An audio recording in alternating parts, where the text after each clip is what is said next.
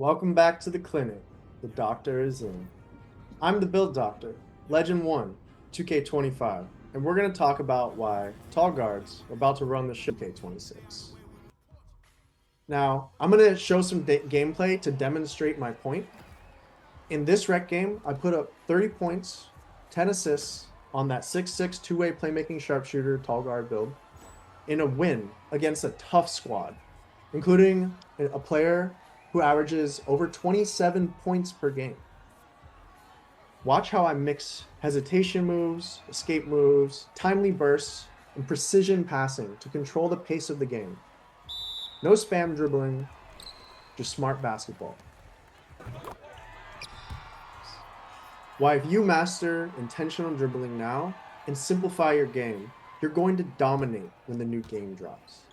Now, I'm not just talking theory, I'm a point guard who lives and breathes build creation, with a track record of making guards that can win games at the highest level while having a fun play style that is true to how I like to play the game. Today, we're using my 6'6" two-way playmaking sharpshooter as the example.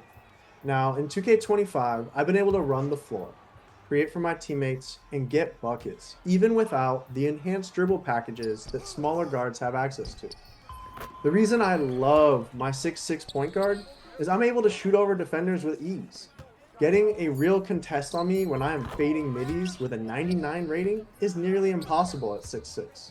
Legend Deadeye, combined with Legend Shifty Shooter, make the shot selection like taking a layup, even when there is a contest. When I start hitting those shots, it draws a lot of attention from health defenders and opens up passing lanes for my teammates to score. In 2K25, small guards were the meta, because tall guards in 2K25 have a really significant limitation.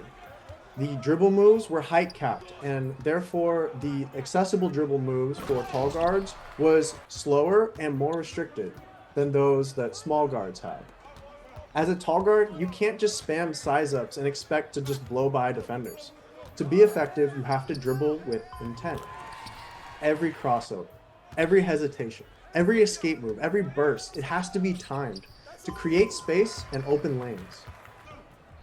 Now, that's something that makes tall guards in 2K25 really special even now.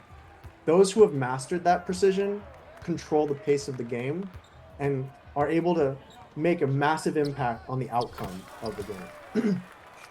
Here's the game changer though. In NBA 2K26, these height restrictions on dribble moves and layup packages are going to be loosened.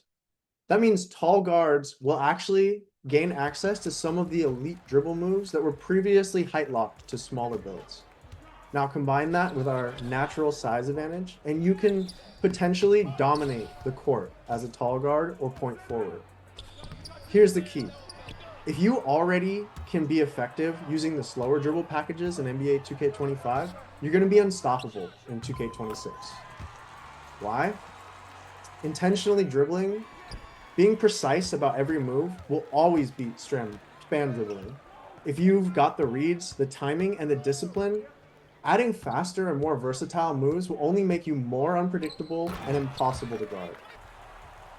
Here's the key about being a tall guard or point forward, especially heading into NBA 2K26 with that 10% increase in overall game speed.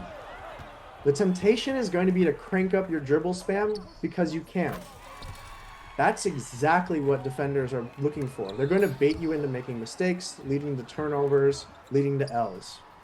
Tall guards already move differently.